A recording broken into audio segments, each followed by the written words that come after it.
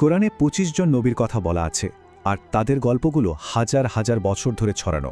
কিন্তু কখনো কি ভেবে দেখেছেন আজকের এই মডার্ন ম্যাপে তাদের জীবনের গল্পগুলো ঠিক কোন কোন জায়গায় ঘটত?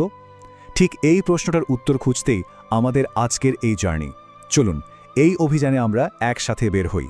আমরা জানি যে মানবজাতির জন্য ১,২৪,০০০-এরও বেশি নবী এসেছিলেন, তাই না? কিন্তু কুরআন আমাদের সামনে বিশেষভাবে ২৫ জনের গল্প তুলে ধরে। আর এই ২৫ জনের কাহিনীই হল আমাদের আজকের ম্যাপের ভিত্তি, যা আমাদের সময় আর মহাদেশের মধ্যে দিয়ে একটা অবিশ্বাস্য যাত্রায় নিয়ে যাবে।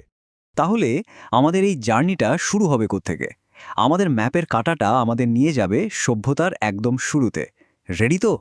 আমাদের প্রথম স্টপ হলো মেসোপটেমিয়া, মানে টাইগ্রিস আর ইউফ্রেটিস নদীর মাঝখানে সেই উর্বর ভূমিটা, যা এখনকার মডার্ন ইরাকের অংশ। এখানেই কিন্তু মানব ইতিহাসের প্রথম চ্যাপ্টারগুলো লেখা হয়েছিল, আর আমাদের প্রথম নবীরা এখানেই হেঁটে বেরিয়েছিলেন। আমাদের যাত্রার একেবারে শুরুতে আমরা ৩ জন ফাউন্ডেশনাল নবীর সাথে পরিচিত হচ্ছি। প্রথম মানুষ আদম, যিনি জেরুজালেম আর মক্কায় উপাসনার প্রথম ভিত্তি গড়েছিলেন। এরপর আসছেন ইদ্রিস, যিনি মিশরে জ্ঞান বিজ্ঞানের চর্চা শুরু করেন। আর সবশেষে নূহ, যার বিশাল জাহাজটা ইরাকের মুসুল অঞ্চলের কাছে মানবতাকে এক ভয়াবহ বন্যা থেকে বাঁচিয়েছিল।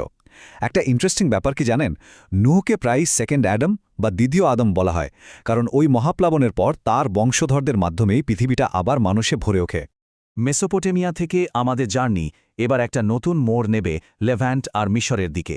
আমরা এখন একটা পরিবারের গল্প ফলো করব, এমন একটা পরিবার যার যাত্রা আর বংশধরা শুধু একটা অঞ্চলের না, বরং বলা যায় পুরো বিশ্বের ইতিহাসকেই বদলে দিয়েছিল। এই বংশতালিকাটা একবার দেখুন। আদম থেকে নূহ আর নূহ থেকে ইব্রাহিম পর্যন্ত মানবতার একটা সরল রেখা। কিন্তু খেয়াল করে দেখুন, ইব্রাহিমের পরেই গল্পটা দুটো বড় ধারায় ভাগ হয়ে যাচ্ছে।